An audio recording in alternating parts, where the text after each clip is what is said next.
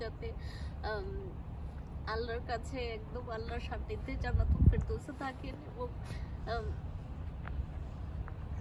এবং আম্মু যাতে খুব সুখে শান্তিতে জান্নাতে সবচেয়ে সুন্দর ফুলটা হয়ে অথবা একটা খুব সুন্দর প্রজাপতি হয়ে উড়ে উড়ে ঘুরে ঘুরে আনন্দে হচ্ছে আম্মু জান্নাতে দিনগুলো পার করেন। Hello viewers, welcome to my channel Zohra's lifestyle in Canada. আজকে হচ্ছে আমার মায়ের দ্বিতীয় মৃত্যুবার্ষিকী। বুঝতেই পারছেন দিনটি আমার জন্য কতটা কষ্টের। গতকাল রাত থেকেই হচ্ছে আর ঘুমাতে পারছিলাম না। আম্মু আল্লাহর কাছে চলে যাওয়ার পর তো হচ্ছে এক সেকেন্ডের জন্য হচ্ছে আম্মুকে ভুলতে পারি না, ভুলতে পারছি না, ভুলতে পারবোও না। সারাক্ষণই হচ্ছে ব্রেনের মধ্যে আম্মুর কথাই হতে থাকে। আজকে হচ্ছে শুক্রবার 1 ডিসেম্বর 2024, আমার ডে অফ, যার কারণে আমার জন্য ভালো হয়েছে। কারণ হচ্ছে বুঝতেই পারছেন যদি কাজে থাকতাম, কারণ এখানে কাজে তো প্রচণ্ড ব্যস্ত থাকতে হয়। এক সেকেন্ড হচ্ছে মানে আপনি ফুরসত পাওয়ার কোনো সুযোগ নেই। ঢোকার পর থেকে বের হওয়ার আগ পর্যন্ত শুধু কাজ এবং কাজ। এবং এই ব্যস্ততার মাঝে মানে যদি মনটা খারাপ থাকে বা সারাক্ষণ আম্মুকে এভাবে মিস করতে থাকি, খুব কথাগুলো মনে পড়তে থাকে, আসলে কাজে মনোনিবেশ করাটা একটু কষ্টকরই হয়ে যায়। তো আজকে এখানে দেখতেই পাচ্ছেন বেশ কালারফুল। আমি সারাদিন বাসায় ছিলাম, রাতে ঘুম হয়নি, সারা রাত জাগা। সকালবেলাও হচ্ছে মানে খুব খারাপ লাগছিল। পরে হচ্ছে এই রাত করে আমি বের হলাম, মনে হলো যে না, আম্মুকে নিয়ে কিছু বলি, কিছু একটা করি। আমি তো এখানে একা, আপনারা জানেন কানাডার মন্ট্রিয়েলে এখানে সেই অর্থে আমার কোনো আত্মীয় স্বজন নেই। সো সুখ দুঃখ সব কিছু নিজেরটা নিজেকেই হচ্ছে সামাল দিতে হয়, নিজেরটা নিজেকেই সব কিছু করতে হয়। পরে মনে হলো যে বের হই। এখন তো এখানে ডিসেম্বর মাস, চারপাশে হচ্ছে ক্রিসমাস ডের ভাইব। সবাই বেশ কালারফুলভাবে সব জায়গা হচ্ছে সাজসজ্জা করে রেখেছে।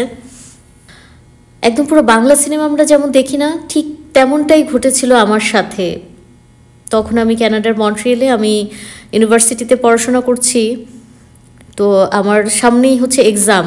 ঠিক সেই মোমেন্টে আমার কাছে খবর আসে যে আম্মু হচ্ছে খুবই অসুস্থ এবং আইসিইউতে। এবং আইসিইউতে কোনো ট্রিটমেন্টে আম্মু হচ্ছে সাড়া দিচ্ছিলেন না, কোনো ট্রিটমেন্টই হচ্ছে কাজ করছিল না। তখন হচ্ছে ডাক্তাররা হচ্ছে বের হয়ে আইসিইউর বাইরে এসে আমার আব্বুকে বললেন যে শাম্মীকে, শাম্মী হচ্ছে আমার নিক নেম, আমার আব্বু আম্মু আমাকে শাম্মী নামে ডাকেন। তো আব্বু বললেন যে আমার মেয়ে, আমার মেঝো মেয়ে। ডাক্তার বললেন যে উনি কোথায়, পেশেন্ট তো শুধু হচ্ছে শাম্মী শাম্মী করে ডাকছে, উনি কোনো ট্রিটমেন্টে হচ্ছে রেসপন্স করছে না, কিন্তু এই নাম ধরেই হচ্ছে ডাকছে। উনি যদি পারেন তা ওনাকে আসতে বলুন, দেখা করতে বলুন, তাহলে হয়তো কিছুটা রেসপন্স করতে পারে।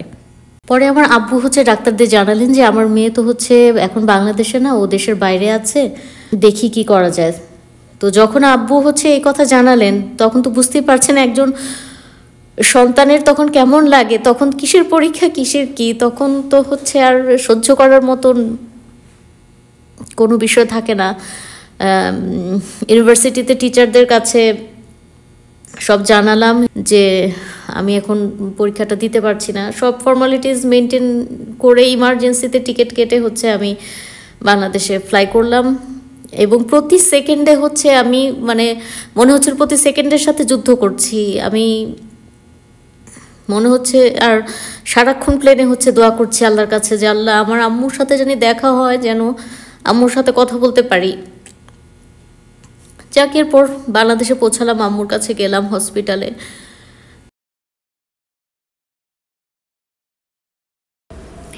আপনারা বিশ্বাস করবেন কিনা জানি না, ওই যে বললাম যে একেবারে বাংলা সিনেমার মতন, ঠিক একেবারে হুবহু সেটাই ঘটেছে। আম্মু আমাকে দেখে একেবারে সুস্থ মানুষের মতন আচরণ করছেন এবং আম্মু অনর্গল ইংলিশে কথা বলছেন। মানে আমি আম্মুকে জিজ্ঞেস করছি যে আম্মু আমি কে, আমাকে চিনতে পারছেন? আম্মু বলে তুমি আমার মেয়ে সাইদা জোহরা শাম্মী, আমি তোমাকে চিনবো না? আমরা সাধারণত যে রেগুলার ইংলিশ ইউজ করি প্রতিদিন কথা বলার ক্ষেত্রে, বেশিরভাগ ক্ষেত্রে ইজি ওয়ার্ডগুলোই ইউজ করি, কিন্তু আম্মু যখন ইংলিশে কথা বলছিলেন অনর্গল একদম কঠিন কঠিন শব্দ ইউজ করে কথা বলছিলেন। তো আমি আম্মুকে বললাম আম্মু এত সুন্দর এত কঠিন কঠিন শব্দ দিয়ে ইংলিশ পুরো কথা বলছো, মানে অবাক করার মতন। আম্মু বললেন যে কেন, তোমার কি মনে হচ্ছে যে আমি সব ভুলে গিয়েছি? বিশ্বাস করবেন না যে হসপিটালের মানে ডাক্তার থেকে শুরু করে সবাই, ডিউটি ডাক্তাররা, নার্সরা এবং উপস্থিত অ্যাটেন্ডেন্টরা সবাই হচ্ছে দৌড়ে এসে আম্মুকে দেখতে এসেছে যে কি মিরাকেল ঘটে গেছে, মানে কি হচ্ছে, একদম পুরো চেঞ্জ। আসলেই মানে অবাক করার মতন বিষয়। মনে হচ্ছে যে প্লেন থেকে জাস্ট নেমে হসপিটালে গিয়েছি, আবার হসপিটাল থেকে যে কয়দিন থেকেছি আবার কানাডায় ব্যাক করেছি। তো এর মাঝে আসলে আর অন্য আত্মীয় স্বজন বন্ধু বান্ধব কারোর সাথেই আমি সেভাবে দেখা করতে পারিনি বা কাউকে আসলে ইনফর্মও করতে পারিনি। অনেকেই আমার সাথে আসলে রাগ করেছেন, কিন্তু বুঝতেই পারছেন পরিস্থিতি, সেই পরিস্থিতিতে আসলে অন্য কোনো ফর্মালিটিস মেনটেন করার মতন মেন্টালিটি থাকে না বা সেই সময়ও আসলে ছিল না। এরপর আম্মুকে দেখে আসলাম, আম্মুর সাথে কয়টা দিন কাটিয়ে আসলাম। এরপর মনে হয় জাস্ট 20 দিন পর খবর পাই। এবং কি জানেন, যেদিন আমার আম্মু আল্লাহর কাছে চলে গেছেন সেদিন সকালবেলা আমি হচ্ছে ফোন দিয়েছি বাসায়, আমাকে কেউ হচ্ছে ফোন দিয়ে আমাকে ইনফর্ম করেনি এই খবরটা, কেউ জানায়নি। আমি জাস্ট ফোন দিয়েছিলাম আম্মুর খবর নিতে যে আপডেট কি অবস্থা এখন আম্মুর শরীরের। আমি যখন ফোন দিয়েছি সকালবেলা তখন আমার দুলাভাই হচ্ছে আমাকে ফোনটা ধরেই বললেন, খুব তাড়াহুড়ো কণ্ঠস্বরে বললেন যে শাম্মী আমরা সবাই মাকে নিয়ে গ্রামের উদ্দেশ্যে রওনা দিচ্ছি। এটা শোনার পর মানে আমি মনে হচ্ছিল আমার হার্ট একদম ব্রাস্ট করবে, আমি কি বলছেন বলে মানে এমনভাবে চিৎকার করেছি, মানে তখনই আমার হার্ট প্রায় বার্স্ট করে, এরকম একটা অবস্থা। এটা কাউকে আসলে বোঝানো যাবে না, যারা এই সিচুয়েশন আসলে পার না করে বুঝবে না যে কেমন লাগে, কেমন ফিল করে। যাক, এরপরে আসলে আমার ফ্যামিলির সবাই, আমার বাবা, আমার ভাই বোন, ওরা আসলে ভয় পাচ্ছিল যে কিভাবে আমাকে আসলে জানাবে এই খবর, এই স্যাড নিউজ, আমি কিভাবে সহ্য করব, আমি কিভাবে এখানে নিজেকে কন্ট্রোল করব, আমি এখানে একা। সেজন্য ওরা সাহস করছিল না যে কিভাবে বলবে, ওরা ভেবে পাচ্ছিল না। যাক, এনিহাও আমি তো জেনেই গেলাম, কি আর করা, যেহেতু এই কয়টা দিন আগেই হচ্ছে বাংলাদেশে গিয়েছি, আবার যে যাব সেই সব কিছু মিলিয়ে সেটাও আসলে হয়নি। সবাইকে রিকোয়েস্ট করলাম অন্তত ভিডিও কলে আম্মুকে একটু দেখিও, আম্মুকে একটু শেষবারের মতন একটু আমাকে দেখার সুযোগ করে দিও। তো আমার ছোট ভাইটা সেই সুযোগ করে দিয়েছে, ভিডিও কলে আম্মুকে দেখলাম শেষবারের মতন। শেষমেশ ডেঙ্গুর কারণে আমার আম্মু আর কোনো ট্রিটমেন্টই রেসপন্স করছিলেন না। বললে বিশ্বাস করবেন, এখানে কানাডায় যখন আমি এত কষ্টে দিন কাটাচ্ছি, আমি কারোর সাথে শেয়ার করতে পারছি না। দেশে থাকলে তো অন্তত ভাই বোনদের জড়িয়ে ধরে অন্তত কাঁদতে পারতাম, কষ্টগুলো শেয়ার করতে পারতাম, কিন্তু এখানে তো আমার সেরকম কেউ নেই কারোর সাথে যে আমি আমার দুঃখটা শেয়ার করব। কি যে কষ্ট লাগছিল, মনে হচ্ছিল যে শেয়ার করাটা যে কি বিষয়, কি জিনিস, সেটা আমি সেদিন উপলব্ধি করেছি। এরপর দেখতে দেখতে 2টা বছর হয়ে গেল, কিভাবে হয়ে গেল মনেই হয় না, মনে হয় যেন এই তো সেদিন আম্মুকে হারালাম, কিন্তু 2 বছর হয়ে গেছে, কিভাবে সময় যায়। এই সময়ের সাথে সাথে অনেক কিছু চেঞ্জ হয়েছে জীবনের। আমার ফ্যামিলির, আত্মীয় স্বজন, চারপাশ, প্রতিবেশী, আমরা যেমন টিভিতে দেখে থাকি বা অন্যদের ক্ষেত্রে শুনে থাকি, তখন মনে করি যে আসলে এমন না তেমন, কিন্তু যখন নিজের জীবনে আসলে ঘটে বিষয়গুলো, তখন হচ্ছে বোঝা যায় যে বাস্তবতা কি জিনিস। বাস্তবতা একেবারেই হচ্ছে ভিন্ন। সেখানে মানুষের আবেগ কাজ করে না, মানুষের কোনো জীবন সূত্র কাজ করে না। বাস্তবতা খুবই নির্মম, খুবই খুবই বাজে, খুবই বাজে। বলতে আসলে খুব খারাপই লাগে, মানে খুব ছোট মনের মনে হয়, মানে নিজের মানে বলতে ইচ্ছে করে না, কিন্তু তারপরও কিছু কথা বলতে হয়। মানে এগুলো শুনে হয়তো অন্য যারা এই ধরনের কাজগুলো করেন তারা হয়তো বিরত থাকবেন, বা এই ধরনের কাজগুলো করার আগে অন্তত চিন্তা করবেন যে এগুলো আসলে করা ঠিক না। মানে কিভাবে মানুষ এসব পারে আমি জানি না। এবং আরো ভয়াবহ অনেক কিছু ঘটছে যেগুলো হচ্ছে শুধু শুনি, কিছু হয়তো আমি করে স্টেপ নিতে পারবো, এখনো নিচ্ছি না, শুনে যাচ্ছি শুধু আর দেখে যাচ্ছি মানুষের রূপ, মানুষের সত্যিকারের চেহারা, সত্যিকারের মানসিকতাটা দেখে যাচ্ছি। যেমন এখনই অনেকে ফায়দা লুটার চেষ্টা করছে, অনেক ধরনের সুযোগ সুবিধা নেওয়ার চেষ্টা করছে। সেভাবে তো আসলে নাম বলতে পারবো না, নাম বলাও ঠিক হবে না। পরিচিত মানুষজনের সাথে সম্পর্ক অটুট রাখা, তারা ভালো হোক মন্দ হোক সম্পর্ক অটুট রাখতেন এবং নিজেদের দিক থেকেই চেষ্টা করতেন, এবং সবসময় বলতেন ওনারা কিছু করুক বা না করুক আমরা আমাদেরটা করছি কিনা সেটাই হচ্ছে মেইন বিষয়। এবং মৃত্যুর আগ পর্যন্ত আমার আম্মু সেটা মেনটেন করে গিয়েছেন, এবং আমার আব্বু এখনও সেটা মেনটেন করছেন। মানুষের আসল চরিত্রটা বুঝে ফেলার পরও আব্বু সেটাই করছেন। হয়তো সেটাই করা ঠিক, জানি না আসলে। এখন অনেকে যেমন কখনোই আমার বাবা মার খোঁজ খবর নেয়নি, আম্মু অসুস্থ কোনো খোঁজ খবর নেয়নি কখনোই, এখন হচ্ছে তারা খুব দরদ দেখাচ্ছেন আমার আব্বুর জন্য। তা আমরাও মানে যতই আমাদের কাছে হাইড করার চেষ্টা করা হোক না কেন, কোনো কিছু তো আর চাপা থাকে না, কোনো না কোনোভাবে আমরা জেনে যাই। তো এই হচ্ছে মানুষ, মানুষ হচ্ছে এই হচ্ছে বাস্তবতা, এই হচ্ছে মানুষের রূপ। সবচেয়ে অবাক করার মতো বিষয় কি জানেন, এই যে এরা এরকম করছে, যদি তারা আর্থিকভাবে অসচ্ছল থাকতো তাহলে বুঝতাম যে আচ্ছা এই কারণে করছে, কিন্তু তারা কিন্তু বেশ অবস্থা সম্পন্ন, কয়েকদিন পর পর দামি ব্র্যান্ডের গাড়ি হাঁকিয়ে বেড়ান। এটা হচ্ছে নিম্ন মানসিকতার কারণে করছেন এরকম। এমনকি আম্মুর মৃত্যুবার্ষিকী উপলক্ষে কি কি খাবেন সেটাও নিজেরাই সিলেক্ট করে দিচ্ছেন। আল্লাহ আমার আম্মুকে জান্নাত নসিব করুন। আসলে আমাদের মা আমাদের সবার জীবনে আল্লাহর পাঠানো এক অ্যাঞ্জেল ছিলেন। আমাদের সবার আজকের যে অবস্থান, আমার সব ভাই বোনদের আলহামদুলিল্লাহ, আমার মা যদি দৃঢ় প্রতিজ্ঞ চিত্তে বলিষ্ঠ হাতে সেই বৈঠাটা না ধরে রাখতেন, আমরা কই ভেসে যেতাম। আম্মু সারা জীবন সৎ পথে থেকে কত কষ্ট করেছেন, জব করেছেন, ফ্যামিলি মেনটেন করেছেন, আমাদেরকে কোনো কিচ্ছু করতে দেননি। সেই সঙ্গে চারপাশের আত্মীয় স্বজনের জন্য করে গেছেন সাধ্য মতো, অর্থ দিয়ে, সুবুদ্ধি দিয়ে। জীবনে কারো কোনো ক্ষতি করেননি, বরং সারাক্ষণ উপকারী করতেন। জীবনে কখনো তিনি কারো কাছ থেকে কিছু আশা করতেন না।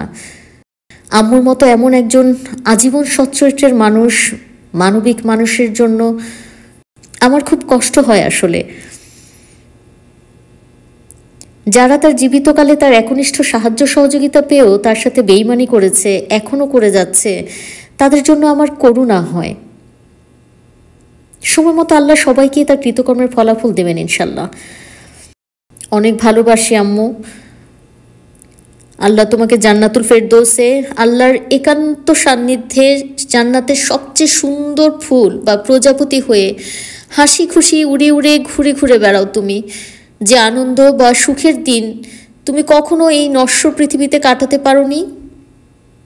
সারাক্ষণ আমাদেরকে নিয়ে ব্যস্ত ছিলে, কাজ নিয়ে ব্যস্ত ছিলে, জব নিয়ে, ইলেকশন নিয়ে ব্যস্ত ছিলে, মানুষের উপকার নিয়ে ব্যস্ত ছিলে। আর তুমি আমাদের জন্য আল্লাহকে একটু বলো যে আমরা যাতে অতীত ভুলে না গিয়ে, তোমার কথা ভুলে না গিয়ে বিপথে পা না বাড়াই। তা না হলে আমরাই সবচেয়ে ক্ষতিগ্রস্ত হব। জান্নাত হারিয়ে আবারও তোমার সান্নিধ্য হারাবো আম্মু। রাব্বির হামহুমা কামা রাব্বায়ানি সাগীরা। আপনারা সবাই সতর্ক থাকবেন, করবেন মানুষের জন্য, কিন্তু সতর্ক থাকবেন। নিজের যখন দেখবেন যে নিজের কাছের মানুষদের থেকে, পরিচিত মানুষদের থেকে এ ধরনের আচরণ পাবেন, এটা যে কতটা কষ্টকর, মানে মানুষ যে এতটা নির্দয়, নিষ্ঠুর এবং বাজে মানসিকতার হতে পারে, নিজে ফেস না করলে বুঝবেন না। সো নিজে ফেস করার আগে অন্যদের এই এক্সপিরিয়েন্সগুলো মাথায় রাখুন, সেভাবেই কাজ করবেন। করবেন মানুষের জন্য, কিন্তু এমন কোনো সুযোগ দিবেন না যাতে মানুষ আপনাকে ইউজ করতে পারে, ফায়দা লুটতে পারে, এইভাবে বাজেভাবে আপনাকে ইউজ করে। থাকলে হয়তো আরো কত কিছু করতাম, কিন্তু কত কিছু করার ইচ্ছে কিন্তু এখন তো আসলে করতে পারি না। আপনারা সবাই আমার আম্মুর জন্য দোয়া করুন, আম্মুকে যাতে আল্লাহ জান্নাতবাসী করেন এবং আম্মু পৃথিবীর সবটুকু সময় আমাদের জন্য আসলে দিয়ে গেছেন। নিজে কখনো আনন্দ, উল্লাস, বিনোদনের সময় নষ্ট করেননি এক মিনিটের জন্য, আমি দেখিনি কখনো। আম্মু যাতে আল্লাহর কাছে একদম আল্লাহর সান্নিধ্যে জান্নাতুল ফেরদৌসে থাকেন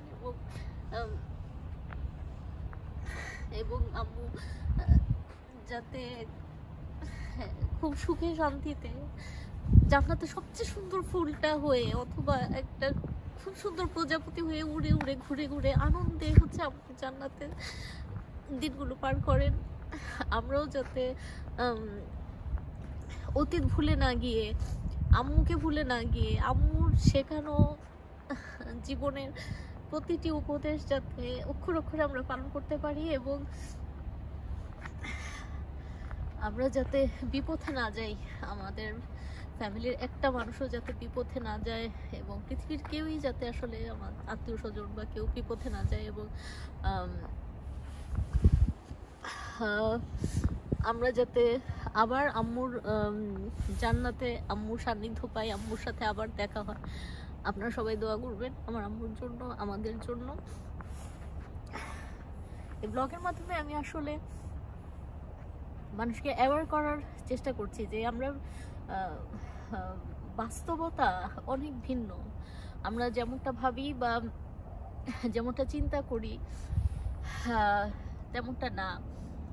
এজন্য সবাইকেই সতর্ক থাকতে হবে। আমরা মানুষের জন্য করব অবশ্যই, কিন্তু মানুষ যাতে কোনো ফায়দা লুটতে না পারে, আপনাকে ব্যবহার করতে না পারে, আপনার ক্ষতির কোনো কারণ না হয়, সেজন্য প্লিজ সবাই সতর্ক থাকবেন, অন্যভাবে নেবেন না। কারণ আমরা যে ভুক্তভোগী বা আমি যে কষ্ট পাচ্ছি সেটা যাতে আপনারা না পান। সবার তো একই কষ্ট পাওয়ার দরকার নেই। একজনের কষ্ট বা একজনের অভিজ্ঞতা দিয়ে অন্যরা আরও 10 জন যাতে আগে থেকেই সতর্ক হয়ে সেই কষ্ট ফেস করতে না হয়, সেজন্যই আমার ব্লগ করা। আশা করছি সবাই আপনারা বুঝবেন। সবাই ভালো থাকুন, সুস্থ থাকুন, নিজের বাবা মার কে ভালোবাসুন, বাবা মা বেঁচে থাকতে বাবা মার জন্য করুন, বাবা মার মূল্য বুঝুন। সবাইকে অনেক অনেক ধন্যবাদ সাথে থাকার জন্য এতক্ষণ। ধন্যবাদ সবাইকে।